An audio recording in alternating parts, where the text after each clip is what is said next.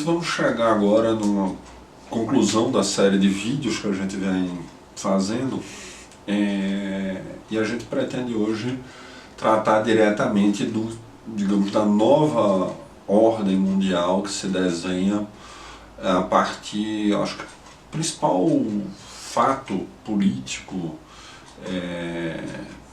que teve foi agora no final de fevereiro, o encontro de fevereiro de 2025, o encontro entre Trump e Zelensky, em que foi enfim, impactante, para dizer o mínimo.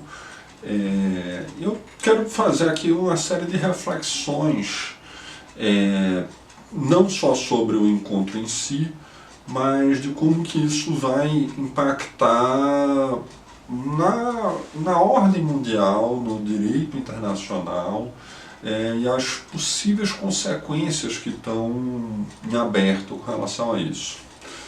Primeiro, eu acho interessante delimitar um pouco do que é que eu estou falando, em que sentido.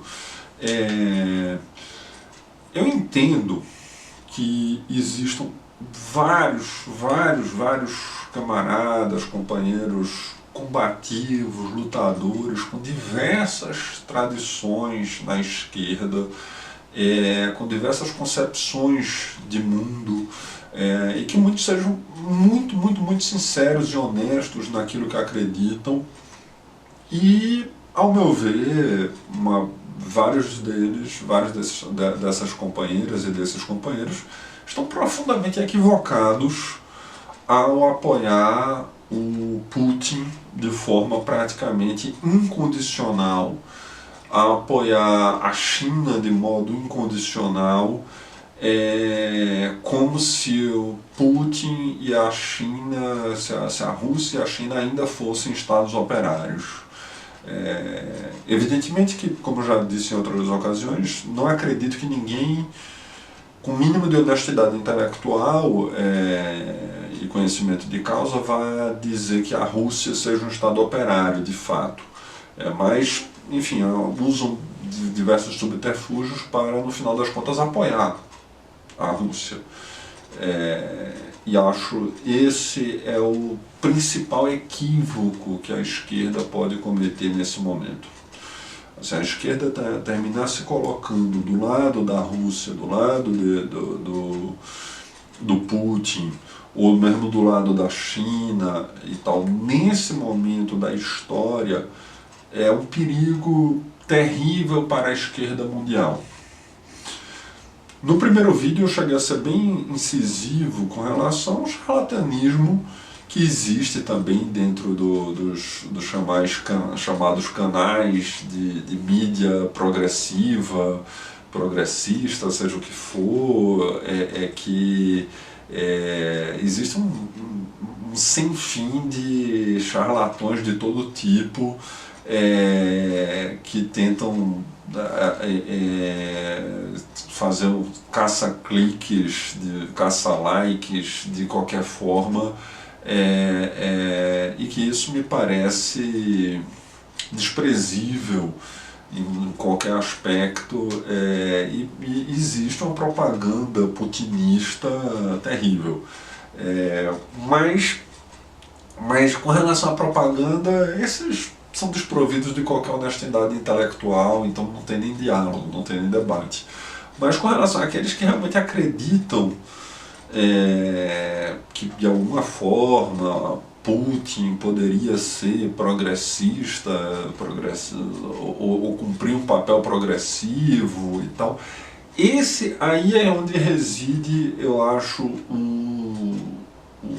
a chave, o nó do debate, com relação a esses setores que a gente precisa discutir com profundidade. Bom, vamos lá. É importante a gente entender qual o papel que a Rússia desempenha e a China desempenha na atual conjuntura mundial.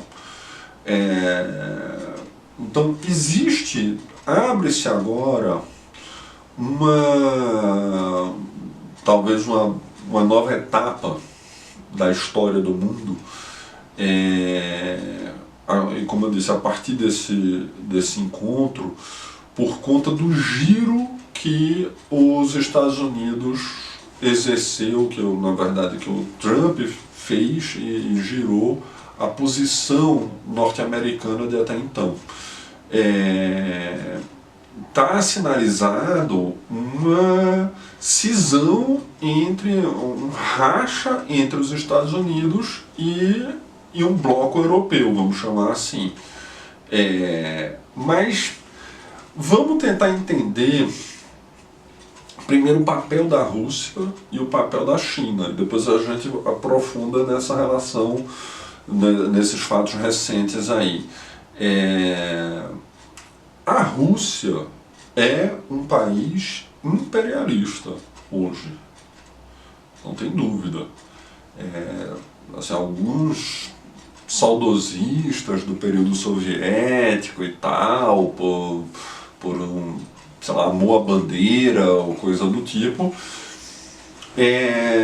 confundem as coisas. E é como eu falei no outro momento, existe o antidefensismo tardio, que é aqueles que passaram a achar que o stalinismo e o nazismo era a mesma coisa. Se toda forma de ditadura é igual, então se o nazismo e o stalinismo é a mesma coisa, então temos que comemorar a queda do stalinismo e tarará, tarará. Acho isso um erro, que não percebeu o retrocesso civilizatório que significou a restauração do capitalismo, o retrocesso na consciência da classe trabalhadora do mundo inteiro, e o quanto que era progressivo para o mundo que existissem estados operários, que um terço da humanidade tivesse sobre estados operários sem ter a exploração de mais-valia, e mais do que isso, a exploração de mais-valia do restante do mundo era diminuída por conta disso, porque na Europa era ofertado umas condições de estado de bem-estar social que a burguesia só podia fazer isso como forma de contraponto à existência de estados operários. Então, na medida que não existem mais estados operários e a burguesia não se sente mais ameaçada, ela vai para as chamadas políticas de austeridade. Então, houve um retrocesso civilizatório significativo com a restauração do capitalismo. Agora, o outro lado da história. Acabou. Houve a restauração do capitalismo. Então, aqueles que também fazem o defensismo tardio, porque eu critiquei o antidefensismo tardio, mas o defensismo tardio seria exatamente você tratar a Rússia como se ainda fosse um Estado operário, ou pudesse exercer de alguma forma algo progressivo. E não é mais. A Rússia hoje é tão reacionária quanto no período do czarismo. Por quê? O papel que a Rússia exerce é um papel imperialista, um papel de dominação regional. A Rússia tem um papel e exerce uma influência nos estados ao seu redor de tentar dominar e de tentar avançar e tentar tomar pedaços de territórios e tentar avançar e exercer essa influência, a mesma coisa como a exportação de capitais. Porque o Império Russo, ele ele surge com um processo de colonização que se inicia, talvez a gente possa remeter aí a Ivan o Terrível, mas ele inicia com um processo de expansão do Império Russo, do czarismo, da Europa para a Ásia, até chegar depois no final no Japão, chegou até, na verdade, até o Alasca, e depois vendeu o Alasca para os Estados Unidos. Mas o Império Russo, ele avança para todos os lados, ele avança para os Balcãs, para toda a região tenta tomar os Balcãs, exerce uma influência muito grande, inclusive até hoje, sobre a Sérvia, por exemplo, sobre a Hungria, a Eslováquia, então exerce uma influência muito grande sobre todas essas regiões. Então é importante a gente ficar muito atento com relação a isso.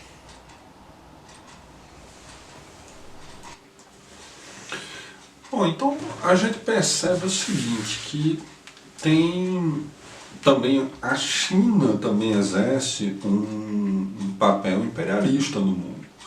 Tanto é que tem uma expressão que dizem que a China está transformando a África na China da China, ou seja, a China está, que antes a China era um espaço de exploração de mais-valia barata, de uma mão de obra mais barata para o restante do mundo, para os Estados Unidos e para a Europa, a China também passou a exportar capitais e exercer exploração de mais-valia também em outros países, principalmente nos países africanos. Então a China também desenvolve um projeto da Rota da Seda, que é um projeto imperialista também.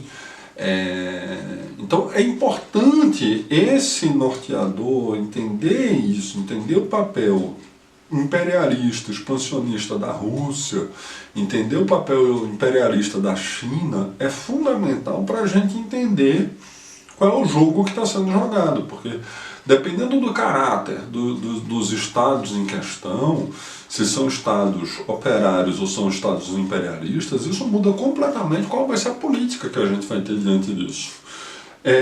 Dito isso, é importante a gente ter nítido a questão dessa história do mundo multipolar, e que é uma fantasia. Essa ideia de mundo multipolar, como a gente já vem falando em outros vídeos, esses encontros de potências, de muitas potências mundiais, multipolar, foi o Congresso de Viena, são os mundos em que tem a confluência de várias potências imperialistas e que repartem o mundo de acordo com seus interesses. Então o mundo multipolar que o pessoal fala é uma fantasia, uma utopia reacionária, na verdade. Porque sim, se desenha na prática hoje o que se pode chamar de um mundo multipolar, mas isso não é nada bom. A forma como está sendo desenhada, a forma como as coisas estão colocando. Porque na verdade o que está em andamento é uma disputa interimperialista. Uma disputa entre blocos imperialistas. E aí o que a gente vai vendo existe os Estados Unidos, que tem seus interesses próprios, existe o que a gente pode resumir como um bloco europeu, existe a Rússia, existe a China. São esses os principais atores globais que a gente pode destacar. Existem outros atores de relevância mais regional, como Israel, de alguma forma, no âmbito bem mais limitado, o Irã, a Índia, exerce algum papel também o Canadá, a Austrália, tal, o Japão, enfim. Mas os principais atores no mundo que a gente pode destacar, como eu disse, os Estados Unidos, o principal, hoje ainda o superimperialismo. E aí o que acontece? Os Estados Unidos, com o que o Trump fez no dia 28 de fevereiro de 2025, com relação ao Zelensky, de ter feito aquela reunião lá no Salão Oval, aquilo ali, assim, foi impressionante em várias camadas de interpretação. Agora, o que eu vi em setores da esquerda brasileira fazendo, comemorando aquilo e ficando em última análise do lado do Trump na história, É impressionante, porque aí você perder a dimensão das coisas, você vai estar torcendo pelo imperialismo, torcendo pelo opressor. Porque o Trump, o Zelensky é aliado de nazista, o Zelensky é isso, o Zelensky, não importa a pessoa do Zelensky aqui em questão. O que o Trump fez foi, o Trump fez uma ameaça e disse, olha, eu quero aqui os minérios, explorar os minérios da Ucrânia. A linha do Trump é usar o Putin como se fosse um capanga dele, como um capanga, e o Trump um mafioso. Porque a linha que o Trump adotou na reunião, se você assiste a reunião, tive a oportunidade de assistir, inclusive ao vivo, lá as transmissões e tal, é impressionante. O linguajar que o Trump usa é um linguajar de mafioso, um linguajar fazendo analogias o tempo todo com cassinos, com gambling e tal, you don't have cards, cartas, cassinos, apostas e tal. Um linguajar de mafioso intimidando para tentar pegar o quê? Tentar pegar as terras da Ucrânia. Então, não consigo entender como alguém pode achar isso progressista. Porque o Trump dá um giro e se junta com a Rússia para tentar repartir o solo ucraniano. Essa foi a linha, basicamente. O que é que acontece? Em função disso, você tem uma divisão do imperialismo norte-americano com o imperialismo europeu. Isso poderá resultar, caso continue essa toada, essa dinâmica, porque também o Trump tem uma característica de ser muito fanfarrão, muito blefa muito, porque, como eu disse, é a característica dos mafiosos e que ficam jogando cartas e tal. Então é muito aquele empresário que mente e tudo mais. Então nem tudo que ele escreve, nem tudo que ele fala você vai escrever aquilo que ele está falando, porque não dá para confiar. Agora, o que está sendo a dinâmica das coisas vai no seguinte sentido: dos Estados Unidos se retirarem daquelas instituições que a gente falou em outros vídeos, as instituições multilaterais, as instituições que de alguma forma regulamentam o que seria um direito internacional. Então os Estados Unidos, de xerife do mundo, que gosta de dizer que é o xerife do mundo e tal, agora passa a transformar o mundo num velho oeste, faroeste sem lei. A terra sem lei, é a lei do mais forte, e vai sair igual um bandidismo qualquer, mafioso, e acabar com as leis internacionais. Essa é a linha, basicamente, que os Estados Unidos estão implementando. Não vou me iludir também, e não vamos, aqui para deixar bem nítido as coisas, que a Europa vai ser um bastião civilizatório do planeta. Não. A Europa também é imperialista. A União Europeia também é imperialista. Mas existem algumas peculiaridades com relação aos imperialismos dentro do que a gente pode chamar de Europa, porque existe a União Europeia, existe a Inglaterra, por exemplo. Existem diferenças entre esses setores e diferenças dentro da própria União Europeia. Então, com relação à Europa, existem burguesias distintas na Europa. E cada país europeu vai ter suas burguesias próprias e suas diferenças entre si. Existe a União Europeia. Dentro da União Europeia você tem características distintas. Você tem, por exemplo, a Alemanha, em que tem uma economia muito forte, muito pujante, mas basicamente a Alemanha, por conta da Segunda Guerra Mundial, não tem bombas atômicas. Mas a Alemanha é muito forte na produção de tanques de guerra. Por outro lado, a França, que também tem uma economia forte, tem um grande domínio nuclear. E mais ainda, a França consegue ter um domínio nuclear independente dos Estados Unidos. Por exemplo, fora da União Europeia, você tem, e que compõe a Europa de alguma forma, você tem a Inglaterra, mas a Inglaterra tem uma relação de dependência muito grande com os Estados Unidos.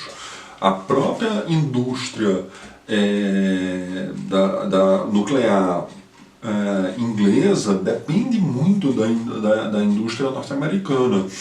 Então, a Inglaterra tende a ficar no meio do caminho entre a Europa e os Estados Unidos e tenta manter ligadas essas relações, e pode até ser que em determinados cenários, no caso de uma cisão completa, não seria uma surpresa total caso a Inglaterra simplesmente fique do lado dos Estados Unidos. Pode ser que não, pode ser que fique do lado da Europa continental, vamos dizer assim. Não sei. Dentro da própria União Europeia você tem outras nações imperialistas, mas que aí você já tem potências menores, como por exemplo a Itália, a Espanha, já Portugal, que já não tem mais tanta força, enfim, então, e você tem outros países que compõem a União Europeia, mas aí não estariam, digamos, no rol de potências imperialistas no mesmo patamar que as principais economias. Mas, enfim, essa cisão, esse racha dos Estados Unidos com o imperialismo europeu, a gente vai ter que ver até onde vai. Mas isso poderá trazer consequências muito profundas, porque em última análise pode significar até mesmo o final da ONU. Porque de fato a ONU já não representa mais a correlação de forças de 1945, porque aquela correlação de forças de 1945 já não existe mais. As nações que compuseram aquela digamos, harmonia de forças, elas já mudaram completamente. Houve uma mudança no caráter de classe interno da Rússia, houve uma mudança no caráter de classe da China, e há uma mudança de composição dessas nações. O que tem acontecido é que o grupo que o Trump representa dentro dos Estados Unidos é um setor da burguesia que já não tem mais interesse na exportação de capitais e o imperialismo da forma como vinha sendo feito antes. Porque para eles começaram a perder, na verdade, de alguma forma, um tipo de competitividade no mercado internacional. E o que é que acontece? Para os Estados Unidos começou a ser muito oneroso se manter na forma como é hoje o dito xerife do mundo. Os Estados Unidos hoje basicamente mantém a segurança da União Europeia, mantém a segurança da Europa de conjunto. Os Estados Unidos, salvo engano, tem aproximadamente quase 120, 119 bases militares na Alemanha. Tem mais ou menos 120 bases militares no Japão, tem 73 bases militares na Coreia do Sul, tem mais de 40 bases militares na Itália. Então, os Estados Unidos foi colocando uma quantidade gigantesca de bases militares espalhadas pelo mundo para manter seu poder imperialista no mundo inteiro. Mas isso tem um custo. Os Estados Unidos têm um gasto com defesa, um gasto com enfim, militar muito elevado. E isso e mantém assim dessa forma a hegemonia diante não só da OTAN, mas no mundo. Só que o setor da burguesia ligado ao Trump é um setor da burguesia norte-americana que passou a achar melhor o seguinte: os europeus que se virem, não vão mais garantir a segurança deles e a gente vai garantir o nosso. E acabou. Isso significa o seguinte: é um setor do imperialismo mais carniceiro também, num certo sentido. Não é que eles querem a paz, ao contrário. Eles vão disputar mais ainda o domínio digamos, dos Estados Unidos de tudo. Agora, como que vai ser o desfecho disso? Por exemplo, os Estados Unidos vai tirar suas bases da Europa? Não sei, é possível que sim. Caso tire, o que é que vai acontecer? Então tem todo um desdobramento. Os Estados Unidos vai desmontar a OTAN, vai sair da OTAN e vai deixar de existir. Então a OTAN, como tal, vai deixar de existir, na verdade. Pode ser até que surja uma outra aliança militar a partir daí, quando seria os escombros da OTAN. Mas uma OTAN sem Estados Unidos, ela muda a sua essência, na verdade. Ela deixa de... ela passaria a ser uma OTAN somente uma aliança militar somente centrada na Europa. Os Estados Unidos vai sair? Não sei. Então, esse racha que está se desenhando, que pelo menos Trump deu um primeiro passo nesse sentido, na hora quando ele tenta exercer uma influência imperialista, semicolonial, na Ucrânia, tentando se aproveitar da invasão russa da Ucrânia, ele tentar arrancar um outro pedaço da Ucrânia, é meio que dizer assim: entrega metade aqui para os russos, a outra metade eu quero para mim, e vai ser assim, se não gostou, passe bem. Então, porque foi mais ou menos isso que o Trump fez. Então, ao ele agir dessa forma, isso meio que forçou a União Europeia a passar a investir em segurança. A Inglaterra está ainda, como dizem, em cima do muro, tentando ficar bem com todo mundo, tentando dizer: não, veja bem, vamos tal. Pode ser que tenha um desfecho. Zelensky também é difícil dele dobrar a aposta e segurar a onda e não entregar as terras da Ucrânia para o Trump. Mas para a União Europeia aceitar um acordo em que a Rússia tem um avanço territorial a partir da guerra da Ucrânia, para a União Europeia assim, seria uma derrota muito grande.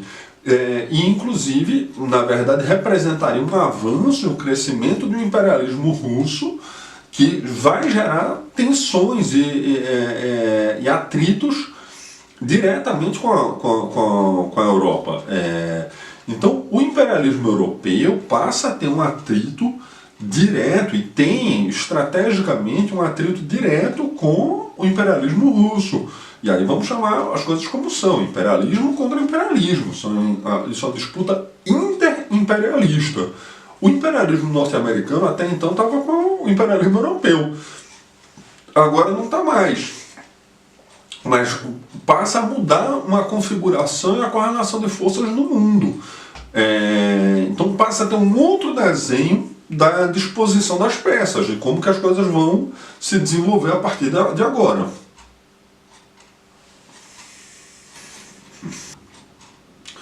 Bom, então o que aconteceu, como eu estava dizendo, no dia 28 de fevereiro, é que o Trump, como presidente dos Estados Unidos, que era até então aliado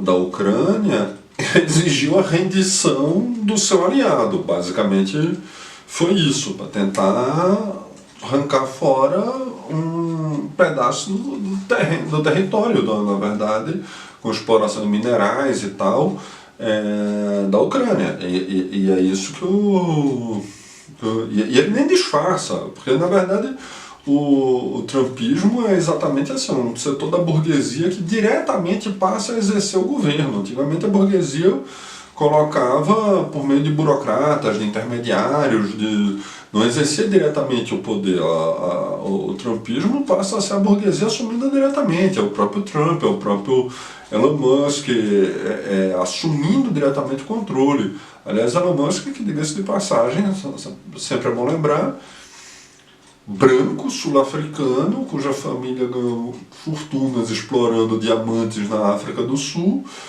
durante o Apartheid. E é assim que surge a fortuna do Elon Musk. Mas enfim.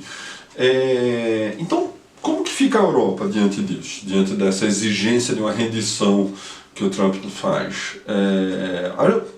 Estou gravando esse vídeo agora, as coisas estão acontecendo, as notícias continuam acontecendo, o Zelensky já teria voltado um pouco atrás e tal, o Trump já cortou subsídios, as coisas estão em curso. Então a fotografia de algo em movimento ela tende a ficar um pouco imprecisa. Mas o que eu quero destacar aqui não é o ajuste fino do detalhe da notícia, mas uma análise estratégica. A Europa, o imperialismo europeu, ele tem interesses hoje distintos dos interesses dos Estados Unidos. Então, o imperialismo europeu, na verdade, tem um ponto de atrito com a Rússia, enquanto os Estados Unidos têm um ponto de atrito com a China. A disputa dos Estados Unidos é contra a China, não é contra a Rússia. Então os Estados Unidos querem separar a Rússia da China para poder disputar contra a China sozinha. Já a Europa, contraditoriamente, a Europa tem um atrito com a Rússia, mas não tem um atrito tão grande com a China. A Europa, por exemplo, não tem um atrito tão grande com relação ao Irã. Para a Europa, o Irã daria para fazer um acordo nuclear com o Irã e tal, equalizar um pouco as coisas. Já para os Estados Unidos, por conta da relação dos Estados Unidos com Israel, os Estados Unidos querem a destruição completa do Irã. Uma neutralização e a destruição completa do Irã. Então, há um jogo em movimento, as coisas estão em movimento, em que as pessoas, às vezes, com a fantasia do mundo multipolar, se iludem assim, de achar que os BRICS é uma grande maravilha, todo mundo dá as mãos, é tudo irmãozinho e tal. Olha, o governo da Índia é um governo de extrema-direita, é um governo que persegue minorias religiosas no seu país, é um governo que reprime, é um governo extremamente violento. Na China e na Rússia, o tratamento com relação, por exemplo, às pessoas LGBT, a homofobia lá é violento, violentíssimo, assim. Então, não vamos se iludir de achar que a gente está falando de um socialismo ideal e tal. Não é. Na verdade, esse mundo multipolar é um fascismo multipolar. O que está em questão, o que está em disputa,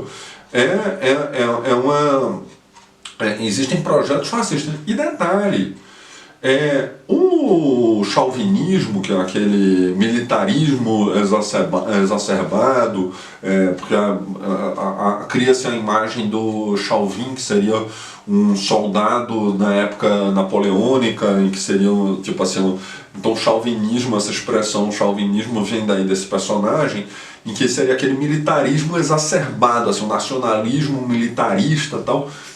O chauvinismo ele pode se manifestar em diversos países e diferente de uma ideologia, de um pensamento socialista, que você vai buscar em que se todo mundo está com o mesmo projeto, então você convenceu o seu coleguinha de que o seu tem o mesmo projeto que você, então todos estão juntos, tal. Na verdade, a extrema-direita, você vai ter as disputas de frações das burguesias nacionais, elas vão se acirrar e é uma dinâmica, inclusive, de guerras entre si. Então não é porque se o pessoal que tem digamos assim, uma extrema-direita na América Latina que é tão, como dizem aquela expressão no Brasil, do complexo de vira-lata, né? Assim, a gente tem um pessoal que tem um complexo de vira-lata tão grande, que acha que pode mimetizar a extrema-direita dos Estados Unidos e como se eles fossem ser tratados da mesma forma. Mas não são.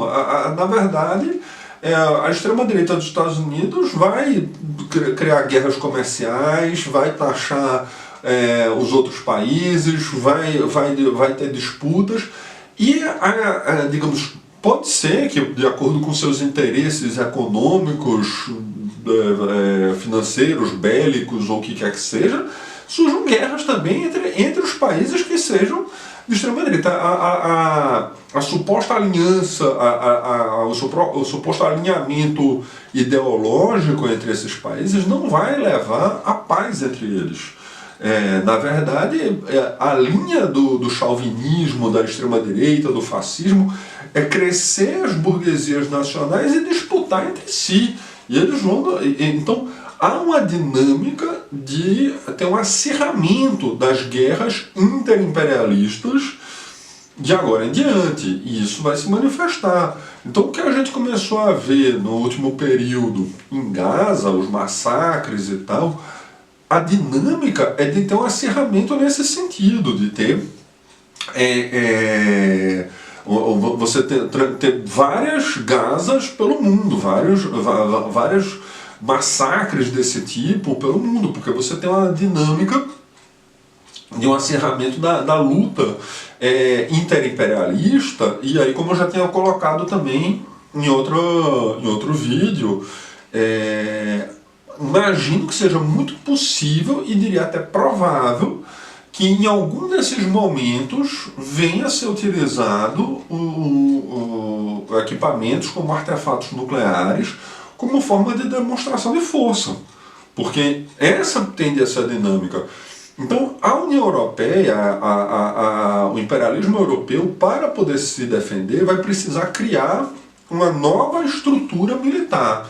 Essa estrutura militar, você já tem mais ou menos algumas balizas de como que pode se desenhar. Você tem a França, que tem uma série de jatos e tal. A França tem tanto submarinos nucleares quanto um poderio nuclear forte.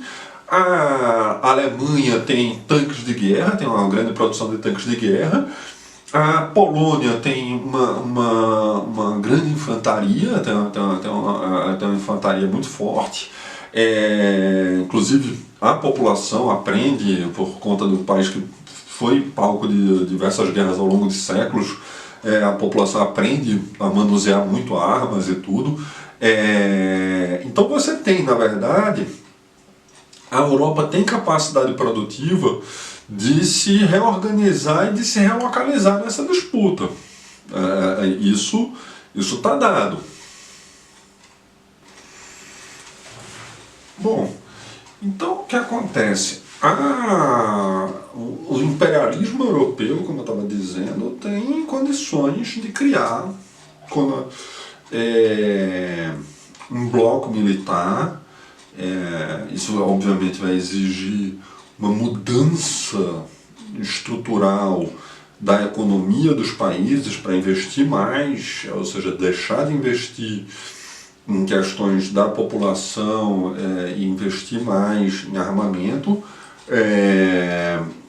Então isso vai terminar resultando num sacrifício maior das populações do mundo inteiro, no final das contas, porque você vai ter agora a corrida armamentista mundial. A Europa, se vendo sem os Estados Unidos, vai se manter do jeito que puder. Vão surgindo guerras localizadas em vários locais, enfim, em várias partes do mundo vão surgindo essas guerras. A gente não sabe exatamente o desdobramento, porque você tem às vezes aquilo que parece uma coisa, digamos, contra o imperialismo do domínio francês em determinadas regiões da África, mas é necessário a gente ter atenção de quando que tem também interferência russa por meio de grupos mercenários, como o grupo Wagner, que também vão operando também seus interesses, né, nessas regiões. Então, isso a gente vai ter que se atentar muito para não cair em determinados engodos de achar que só porque é contra, nem sempre o inimigo do meu inimigo vira automaticamente meu amigo. A gente tem que perceber que a gente tem vários inimigos nessa disputa, porque, como eu estava dizendo, tem um bloco europeu, mas vai ter um bloco russo, tem um bloco chinês, tem um bloco norte-americano. Pelo menos esses 4 grandes jogadores aí, fora o Japão, que também tem um papel imperialista, não tem uma independência militar, por exemplo. O Japão praticamente não tem forças armadas capazes de ter uma atuação externa, tal, mas então você tem vários blocos imperialistas que vão disputar entre si. Então essa dinâmica de um crescimento do chauvinismo, de um nacionalismo burguês imperialista, vai gerar tanto esse atrito bélico, como também um atrito financeiro, uma disputa comercial, disputa, e aí vai acabar a dinâmica, é que os Estados Unidos jogando como está jogando, vai acabar as instituições chamadas multilaterais, instituições internacionais, do chamado direito internacional. A dinâmica dos Estados Unidos, a aposta do Trump até agora é de ir para arrebentar tudo isso, de ir para um rebento total, de acabar com a Organização Mundial do Comércio, acabar com essas coisas todas, e tentar os Estados Unidos exercer seu poder diretamente pela coerção, pelas forças, pela arma e tal, e agir como um gangster mesmo, agir como tinha falado já, o rogue states, estados bandidos, estados. Então, esse mundo multipolar que o pessoal está fantasiando tende a ser, na verdade, um fascismo multipolar, um chauvinismo multipolar. Então, nenhum polo desse multipolar é bom. Na verdade, a gente vê aí a proliferação dos nossos inimigos. Então, camaradas, para concluir, digamos, esse raciocínio, eu queria ilustrar da seguinte forma. Eu torço pelo Sport Clube Recife, é o meu time. Quando eu me mudei para São Paulo, o pessoal perguntava: mas para qual time você torce em São Paulo? Eu digo: Sport Clube Recife. Mas ele não vai jogar no Campeonato Paulista. Eu torço pelo Sport Clube Recife. Ah, mas, sei lá, se num determinado ano mas ele não está na primeira divisão. Eu continuo torcendo pelo Sport Clube Recife. Então, para fazer analogia, nosso time, digamos, é a classe trabalhadora. São os estados operários. É a luta pelo socialismo. Nas lutas interimperialistas, o nosso time não está jogando. Nosso time não está jogando nas lutas interimperialistas. Nós somos contra a luta interimperialista. Nós somos porque é uma luta em que os ricos apostam a vida dos pobres.